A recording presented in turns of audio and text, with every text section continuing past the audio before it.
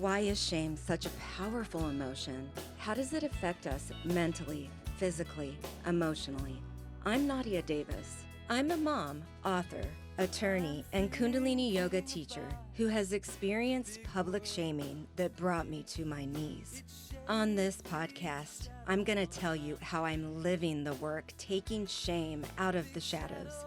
I'll give you real life advice and skills to take away with you throughout your day. You'll hear from powerful guests who have overcome trauma and emerged stronger than ever. You too can ban the shame within and around you. Join me. You are not alone.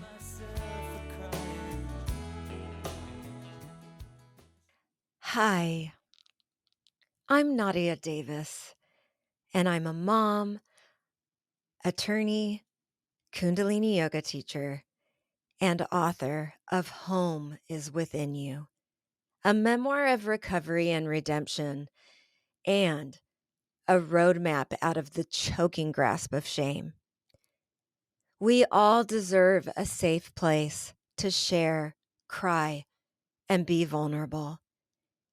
Through this podcast, I am here to tell you and show you that if you can't find that place outside you, there is a place within you that can heal all.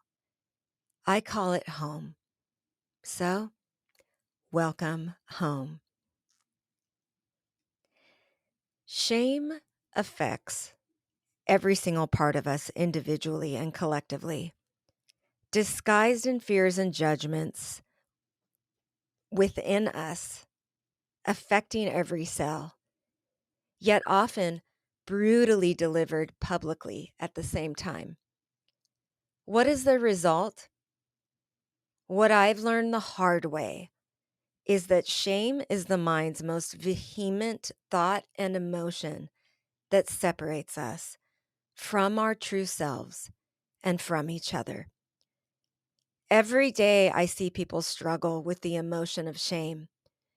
Unrecognized, it ends up being projected out onto others, and people are suffering. It's time that change. It's time that we build human connection with each other to support each other's struggles. And it's time that we build emotional awareness and spiritual connection, often blocked by our own shame within. Why is shame such a powerful emotion? How does it manifest? How does it affect us physically, spiritually, emotionally? And how can we transform shame into power? Connect with core wounds, lift layers that our mind has created that block us from our true selves and each other. That is what this podcast is about. I speak from a place of surviving public shaming on a scale that brought me to my knees. In fact, it brought me to suicidality. I found a way out. I want you to also, but I also hope that by bringing shame out of the shadows, it will be reduced worldwide. It'll be reduced in our nation. It'll be reduced in our communities, in your family, and also within yourself. My story includes treatment, jail, hospitalizations, forced family separation. All of that through which the shame within me only grew. The shame outside me, projected at me from media, was so overwhelming, my self-will alone did not work. It came to finding that space within me that I know you can find too, to walk through all the outside shaming. When we do that, we can find freedom. We can stay connected to the only truth that matters, and that is that we are all infinite spirits, whole, divine, and complete. And nothing has changed that. nothing anybody has said or done to us, including ourselves. Whatever your beliefs are, there was a spark, something that started it all. Whatever that spark is, whatever that energy is, here we're tapping into that because it is the only truth. And we came from that energy, that spark. No matter what, it is unchanged, continues on. And it is that truth that we will stay connected to in our home within. Today, I am living the work, staying connected to that home within me. I sense it when I am disconnected and I run right back to it.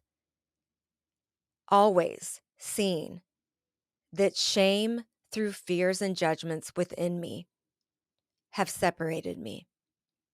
They separated me since childhood. You see, here today on this first episode of podcast, I am going to share childhood, adulthood, and recovery. I had to start in my recovery journey a long and arduous path. I had to start, and the progress really only started when I learned how shame had showed up in my life, my whole life. So, childhood. How did shame manifest generations before me? Then, in my own life and childhood. Shame for me was handed down. It was through discovering my parents' journeys that I then returned to a wider perspective of past, present, and future, a state of mind which was empowering versus shame within me that kept me alone and in the dark. The book begins with my father's story. Chapter 1 is poverty is not living in a small house.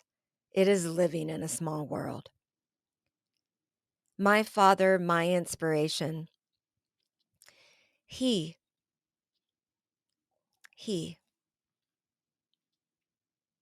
was flying through the air,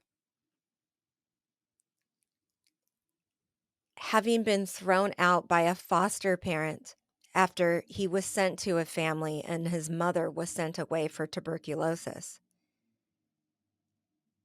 As he was flying through the air, something amazing happened.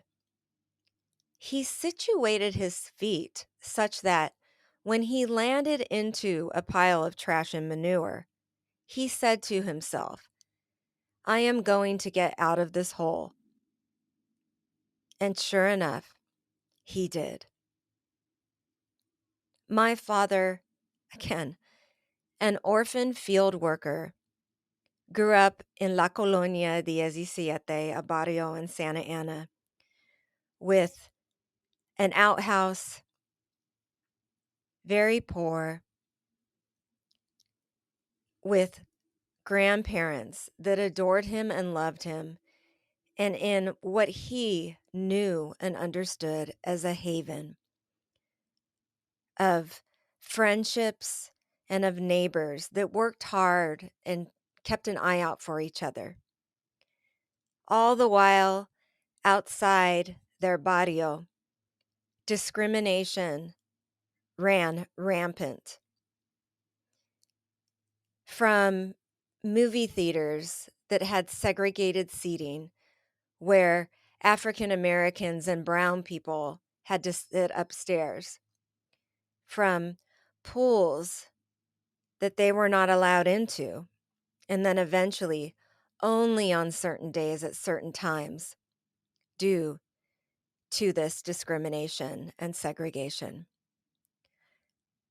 When my father began school, he went in with some dreams that Papa Leandro, his step grandfather, had instilled in him while he worked in the fields with him while he was in grade school.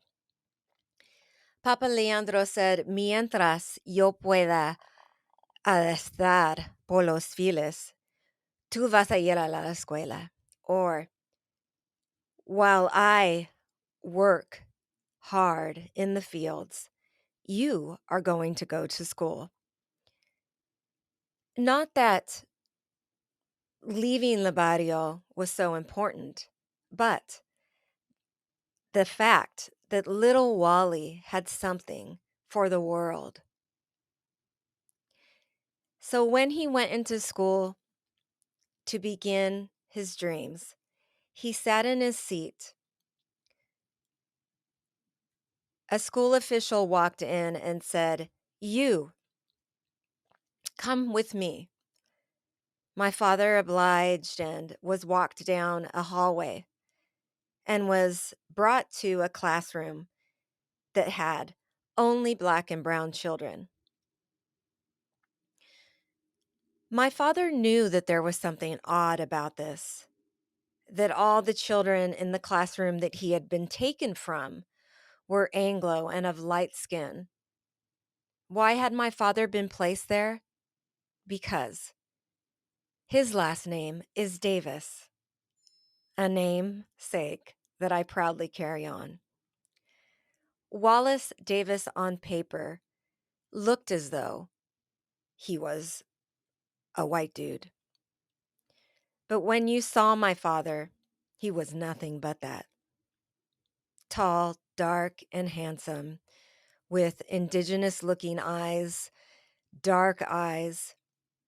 It was that characteristic that the person merely focused on when they dragged my father out of that room. His name was not Rodriguez or Rios or Yorba, as is in our lineage. Blatantly straightforward discrimination based on skin color. My dad set out on that day to prove everybody wrong. He was going to dream big. He was going to change the world.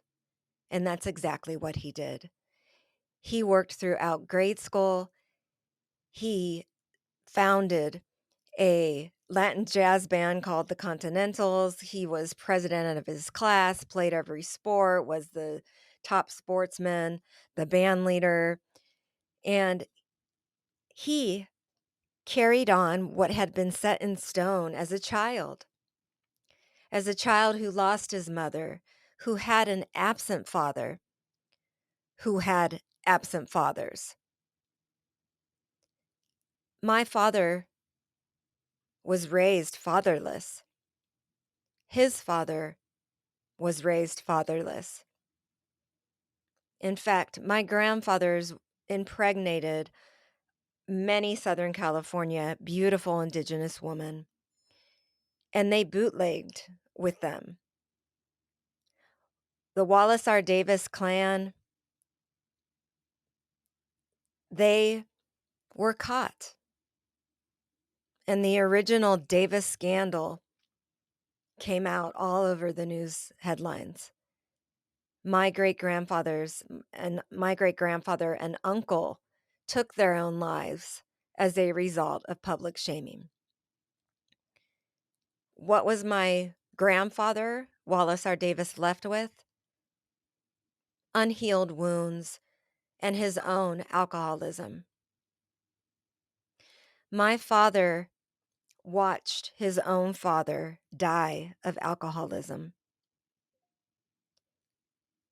He, in pain, with unhealed core wounds, raised himself. My fatherless father also raised me. The grin and bear it mode from early childhood on, whether it was the discrimination, his mom dying at an early age, the segregation, his father being absent, all of those core ways that his survivalist mind latched on to whatever stories those core wounds made, instilled in my father a grin and bear it mode. He went to City College, was a janitor at his own high school. He went to Cal State Long Beach and then became the first Hispanic accepted and Native American accepted into UCLA Law School, and then the first Spanish speaking attorney to graduate from UCLA Law School. Just prior to graduation, in the height of working so hard, he thought he was going to give up. Multiple jobs, multiple studies, in this grin and bear it mode. He was my hero. He walked into a restaurant one night and landed his eyes on the most beautiful woman he had ever seen, Irmgard Wally Herman, my mother, born and raised in Frankfurt, Germany during the war. As I was writing the book and diving into my father's history, as I was writing the book, diving into my mother's history, something overcame me. And it was this acceptance of this generational trauma and way that our minds kept them hostage to patterns, to their core wounds. A wounded grin and bear it mode father meets a wounded, very detached emotionally, beautiful woman. They merge. Now, my mother was escaping an abusive relationship when she left on an airplane to visit her sister who had married a GI. Within her was a little girl who grew up during the war, who witnessed U.S. soldiers raping neighborhood girls, who experienced being separated from her parents as Hitler sent all the pure German kids out to the farmlands. Without any explanation about what was happening, my mom, all alone on this farm, sought refuge in the animals. And as they ducked for cover there was no human looking her in the eyes to say, "What's really going on in there? Your feelings matter. Why don't you try and put a word on them?" No. My grandmother, Oma, my grandfather, Opa, both of them had no ability at all to dive into their wounds. They raised my mom.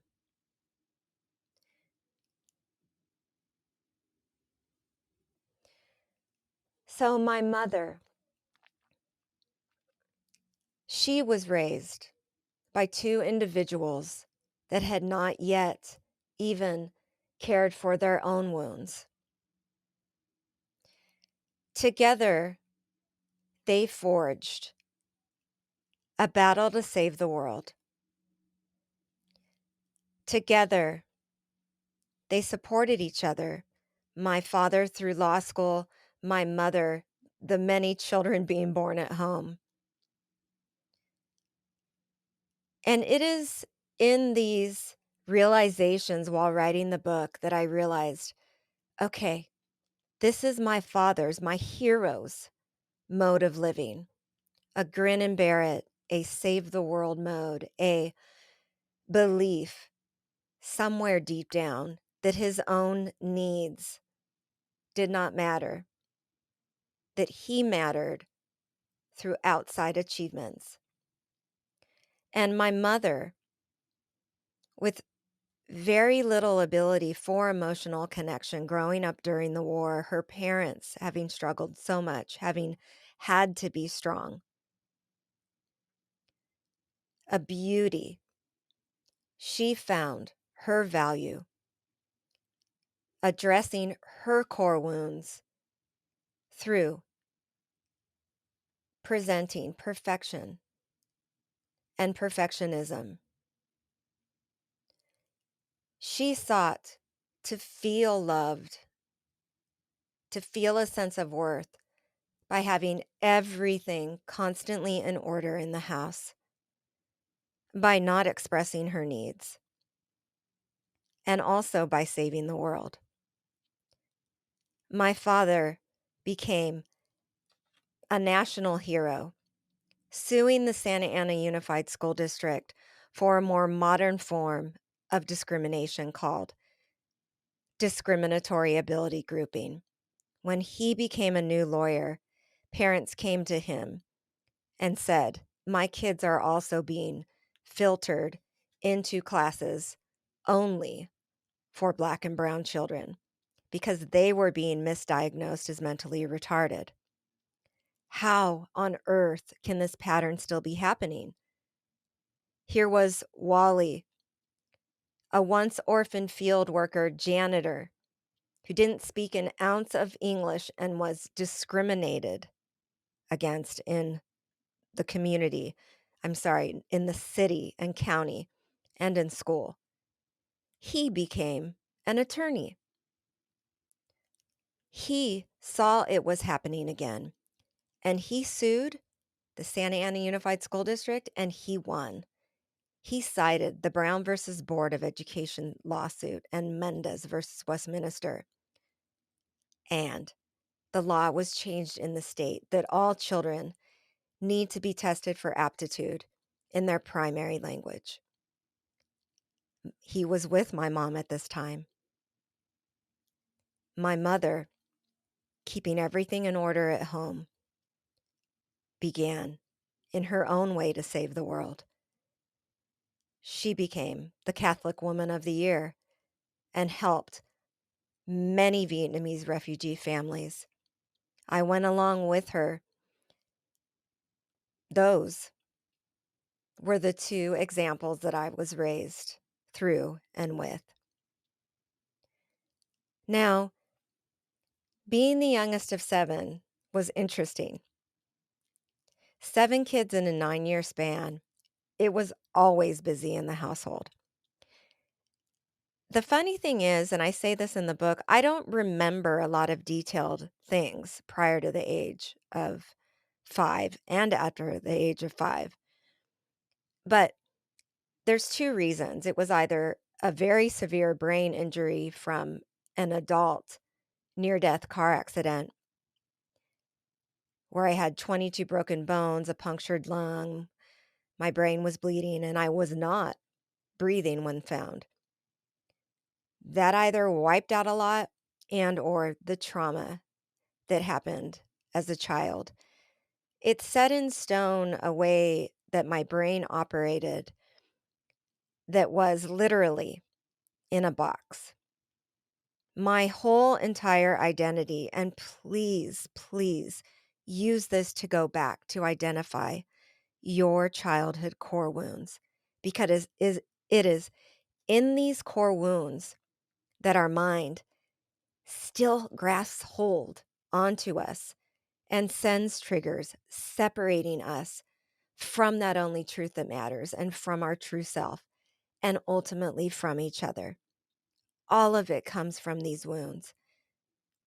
And in a home within, the more we are aware of fears and judgments that come up, the more and more we can prevent that separation. I had to begin by diving into my childhood core wounds. Trauma therapy, EMDR, and writing the book helped so much, and I will get into that later. My core wounds were absolutely a fear of abandonment, a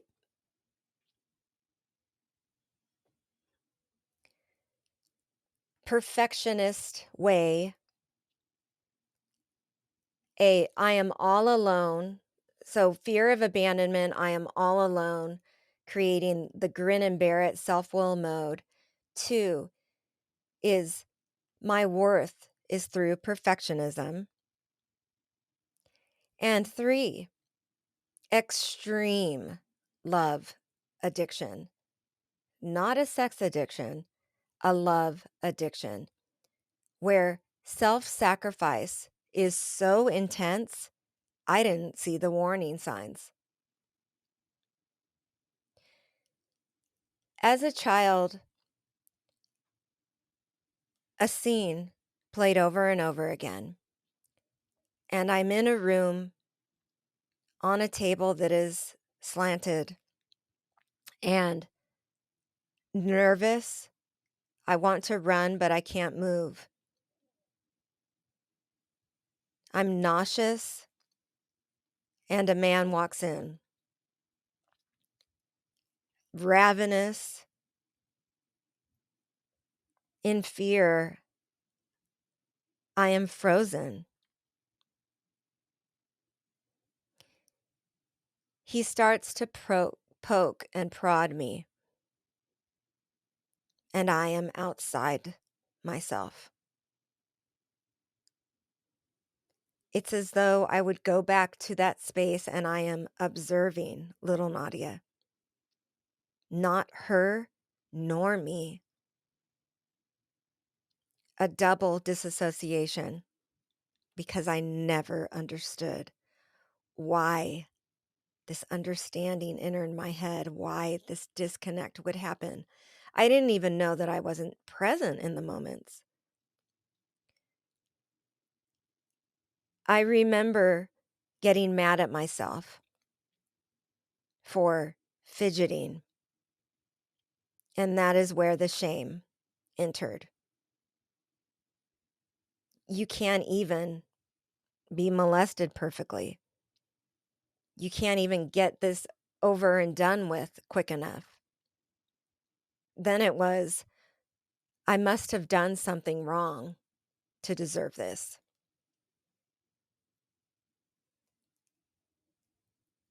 That is one boilerplate place through which my mind took hold of the innocent little being, that little girl within me that showed up all the time. There is the same somewhere in you. I encourage you to connect to that space and get past the shame. Thereafter, kids in school started their own form of racial bullying, not knowing what had happened to me in that private space in a doctor's office. But they would say, "Why is your face dirty? I have a birthmark here. Wash your face." Okay, grin and bear it, keep going forward. My dad said it was a upside down heart. Um, I kept moving forward until the day came that they gave me a note that had a sticker of a black sheep on it. Every kid in my class signed it, and it said, "Bob, Bob, Black Sheep, we don't want you hanging around us anymore." Separation, brutal separation. Well, I had already been separated within me. That kind of shaming for the color of my skin was matched with the shaming my mind created by being a survivor of a childhood sexual assault. That is the way that my mind kept me hostage my whole life and still can in a heartbeat. But I'm going to tell you how to walk through things like that. or I'm going to show you how I walk through things like that. I grew up and I replicated my parents in so many ways. I sought out to save the world already in high school, founded an Amnesty International, was in student government, was the basketball homecoming queen. I did canned food drives. I did all sorts of things. And my dreams were high, were big. I was going to go somewhere and make a difference in the world.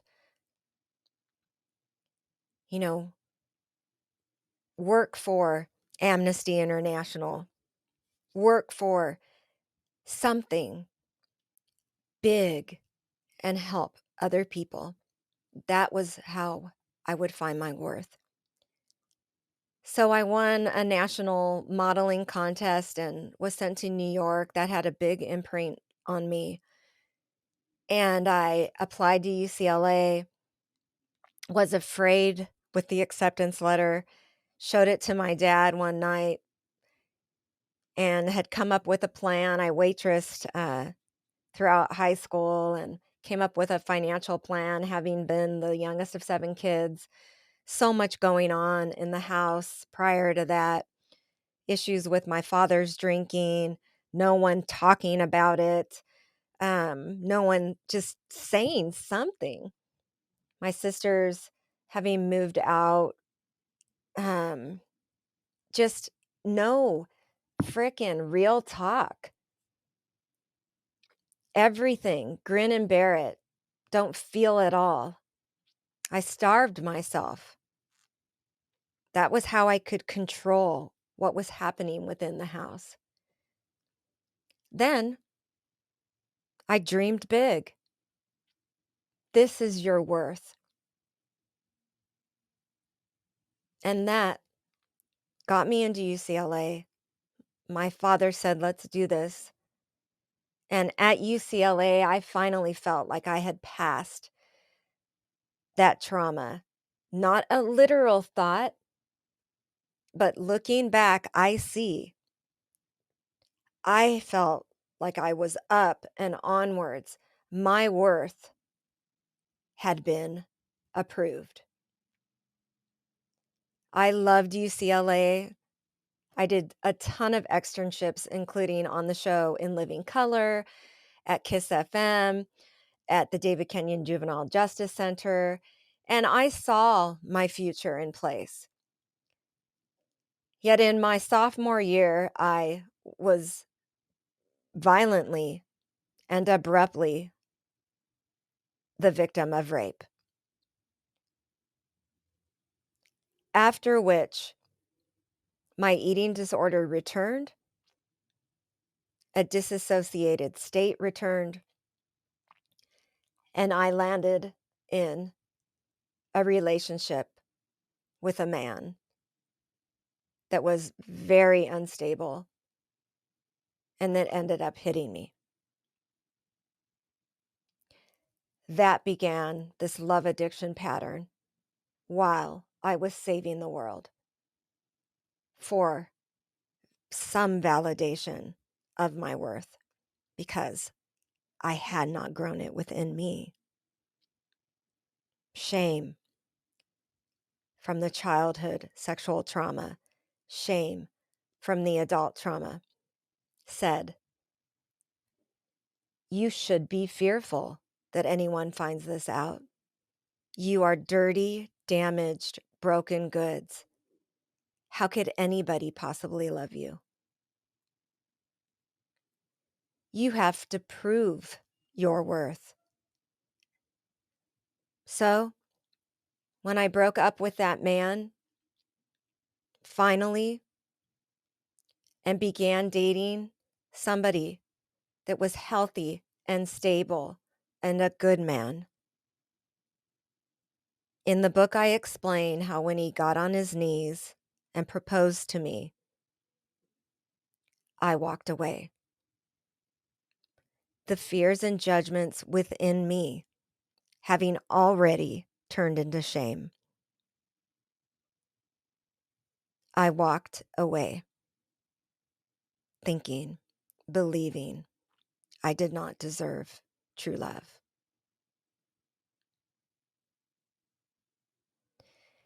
In this grin and bear it, save the world mode, I continued on into law school. And I describe I was involved in a hunger strike at UCLA and all the other projects and efforts where I felt like, okay, you've stuffed that wound, you've stuffed all the wounds down. Now onwards. No, no, no. We say that, but that's not what happens.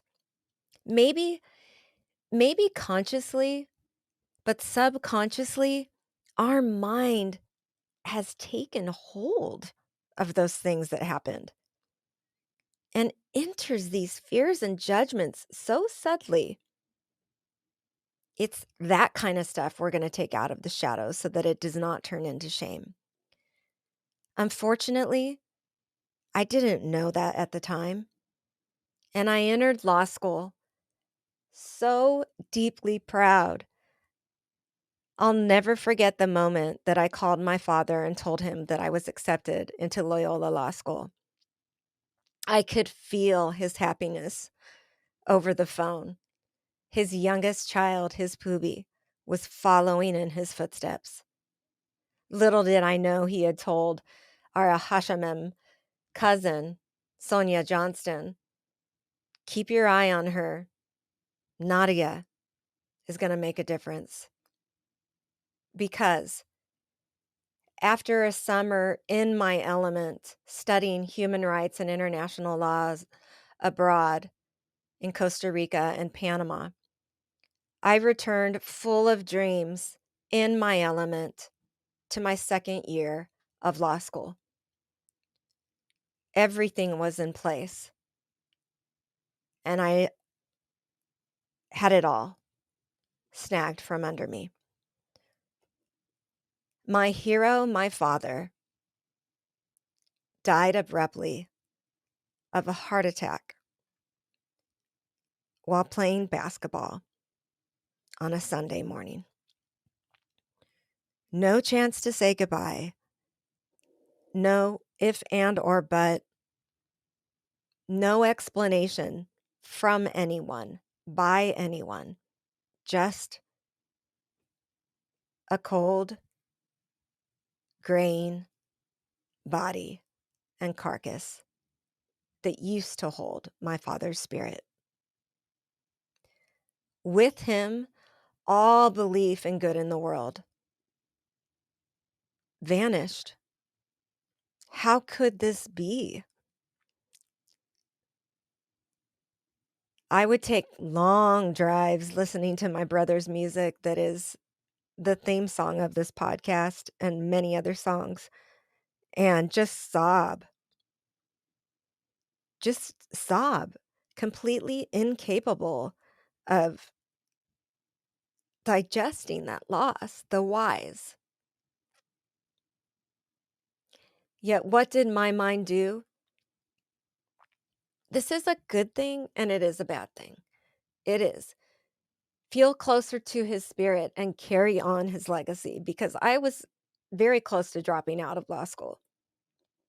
My mom wasn't eating, the family, was dealing with all the aftermath, and I ended up moving back home to live with her and commuting to law school when I went into the dean's office and was about to resign when the dean said to me, to be a successful lawyer, you have to grin and bear it. You can't get emotional. And therein I had an answer. No, this woman is wrong. The best lawyers tap in to the human vulnerability within themselves and with others and give the best closing arguments. Right. The best. Why do you think attorneys get a bad rap?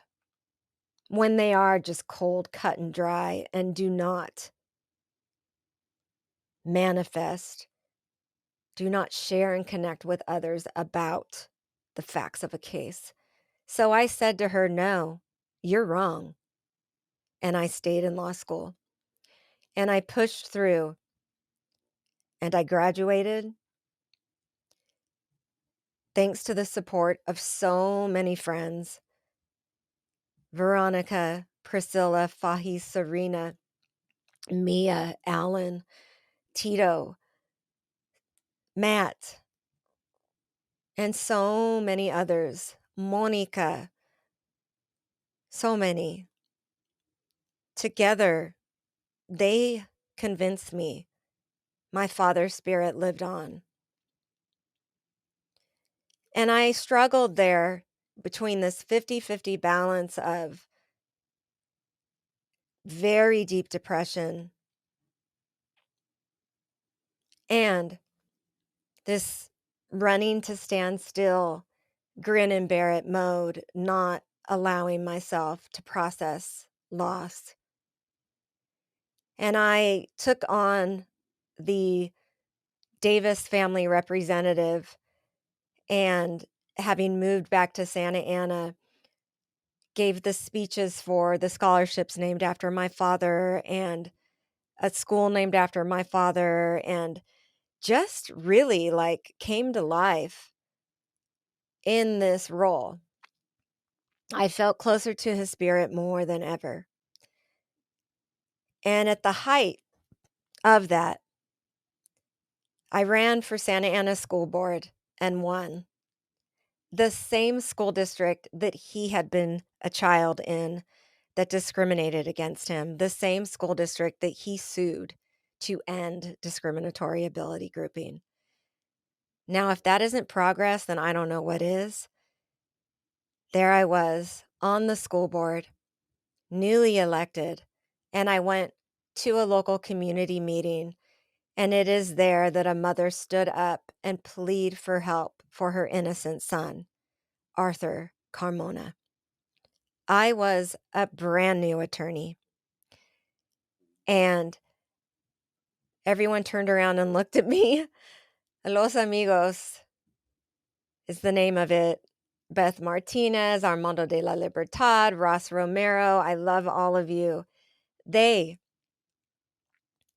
turned to me, and with my bleeding heart and dedication to do something with the practice of law to help people, just like my father did, I said, "Yes, I will help this young man." I first went to Al Stocky, my father's former law partner for years and his best friend, a mentor to me today. Thank you, Al Stocky, for getting me out of jail. Al Stocky said, "Yes, this kid was railroaded. You can do this case." And the fight to free wrongfully convicted Arthur Carmona began. It caught the nation's attention. And I was able to get a top law firm, Sidley and Austin, and Deborah Munns Park, through the help of others and a top investigator, to take on his habeas corpus petition. Dana Parsons of the LA Times took apart the case, and it built public support and attention to what had not been entered into evidence during the trial. Arthur ended up being convicted because no alibis were presented, no timeline was challenged, and he wasn't even put on the stand. We did a motion for a new trial, me and Mark DeVore, and we expected to lose because it's limited to the evidence that is presented in a trial. There is a whole chapter, and it's fascinating in the book, about the Carmona cases, and I encourage you to get it. Through that effort, my best friend, Priscilla, abruptly passed away. She called me saying that she was told that she had uterine cancer, and within a week, she was gone right in front of me. With her by her side in that moment I was the one who had to call her family. Another body of somebody so near and dear to me who had written a song called "The Legacy He Left This World Is You" about my father's passing, who I had cried with, trying to process the loss. Then she died.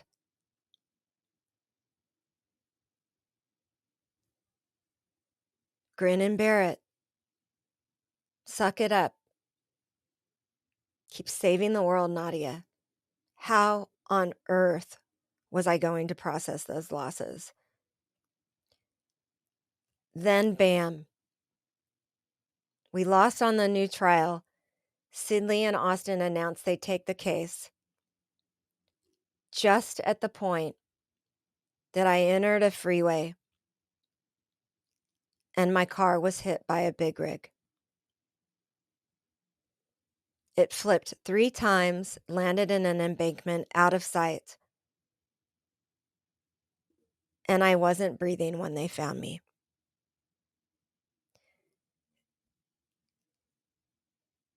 That is the space where past, present, and future all merged into one, and I saw and experienced the only truth that matters. We are all infinite spirits, whole, divine, and complete, and nothing has changed that. We are not these bodies or these thoughts, but our mind separates us from that truth. As another's breath was forced inside me, and I returned to a body, that home within was imprinted in my head. But what happened? 22 broken bones, a punctured lung, a brain bleed. I was IV'd to morphine and on life support. What does the mind do? It already was in a survivalist mode. Grin and bear it, save the world. Grin and bear it, you are just a body, you are just these thoughts, was ingrained even that much more in those first waking moments. I was in the hospital for over a month before I was sent to a rehabilitation hospital. And I had a breathing machine and I had a button in my hand to the morphine. And I can tell you that those moments were nothing but messages of, I am stuck. I cannot move. I am in pain. I am alone in this body with this mind and thoughts ingrained in me to the core, already psychologically from childhood, adding a layer through which my mind created shame. You will be worthless. You will lose your purpose if you don't get up and fight and pretend everything is okay. No, like I said before, this self-will and this survivalist mode is good to a certain extent. In the rehabilitation hospital I was at for several months, there were roommates that died giving up. That could very well have been me in a wheelchair, muscle atrophy, skin and bones. And when I woke up in that hospital,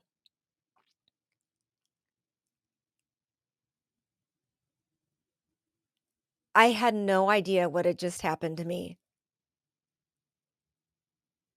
Physically, emotionally, mentally.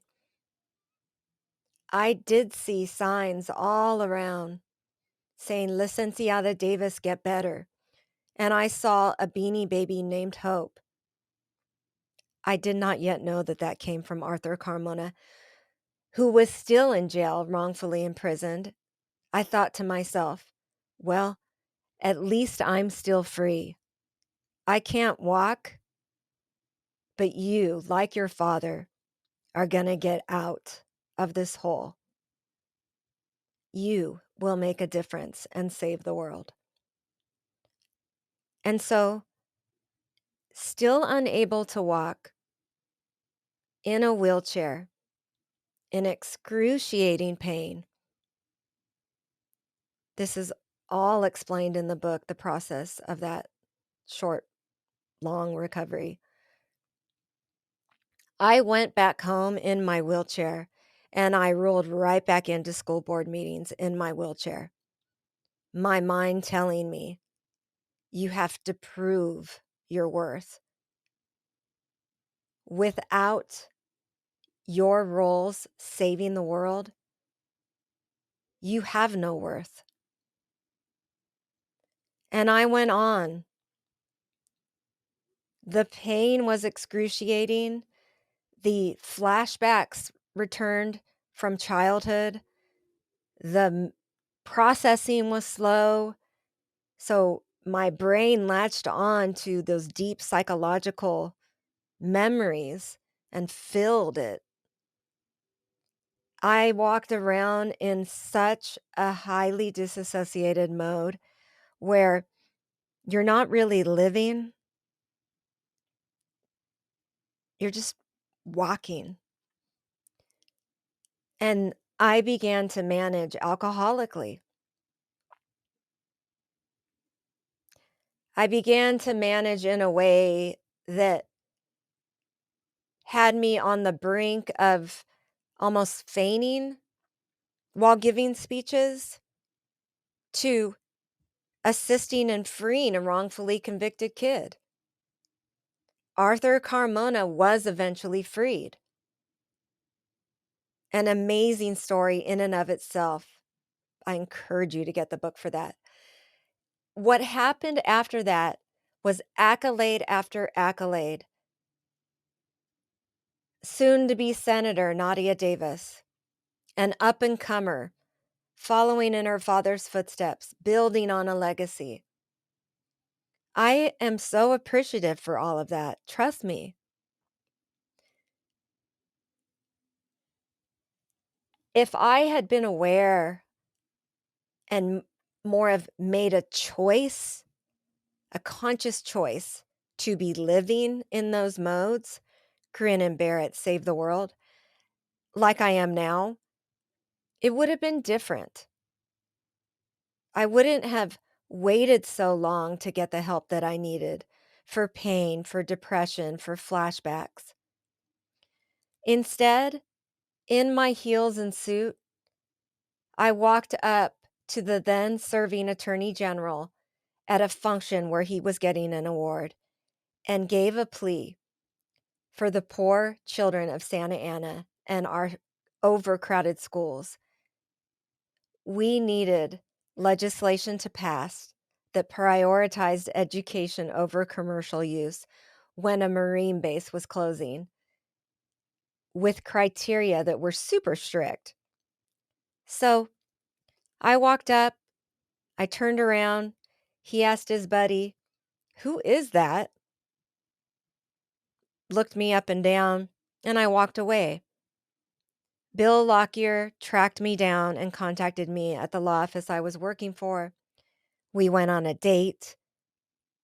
I thought it was a political conversation, but I found out it was a date when he handed me a rose. It was then and there that the connection to the intellectual part of him planted a seed of awe, of love. Shortly thereafter, we went on a date. I was exposed to a highly addictive drug. I made the mistake of taking it, and I got pregnant. My clothes wouldn't have come off, I believe, had I not taken that drug. That is my choice to own, and it took me a long time to get there. We have to be cautious, all of us out there, women and men, transgender, gay, whatever it might be. When a drug is placed in front of our faces, please know you are putting yourself in a jeopardizing situation. I own that now. I got pregnant, and the absolute joys of finding out I was pregnant reinvigorated in me a connection to my father's spirit. When I found out I was pregnant, it was as though my father's spirit was like alive and kicking in me again. I knew it was meant to be.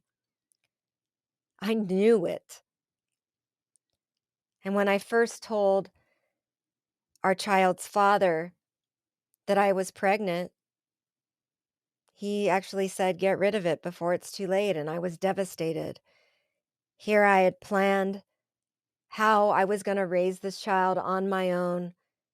I had it all planned out. And he began reaching out to me, and I believed him. All of this is in the book. We married, and I entered a marriage that had little, if any, emotional connection and strength and foundation. In that mode, I did exactly what my parents did. I did exactly what my mind told me to do. Be the perfect wife, the perfect mother. None of your feelings, none of your conditions matter. None of them. Grin and bear it. Suck up the loneliness. Just take it all. You don't have any worth otherwise. The next podcast will explain this adult mode of living as I share a story or two and explain how the mind's shame kept me hostage, which led to unhealthy patterns and dealing with the pain, which then were shamed publicly. It was those two layers that I had such a hard time getting out of. I don't want anybody to suffer from outside shaming of their struggles. We need the autonomy, the privacy, and the respect to heal from our own shame within. So stay tuned for the next episode where I explained the adult patterns and most of all, how I got out of the choking grasp of shame. What the 3 sources of tools are that I use today to stay connected to a home within me. Get your free band shame tip sheet, get your 99-cent copy of Home is Within You, and enjoy this song by my brother Mark, remembering no shadow is as big as love. Welcome home. Welcome home. Of a flame that never dies. You are not alone. If you are dealing with shame and trauma, please reach out to me through my website, nadia-davis.com. You can get a free band shame tip sheet and find out about upcoming events. I'd love it if you picked up my book, Home is Within You, wherever books are sold.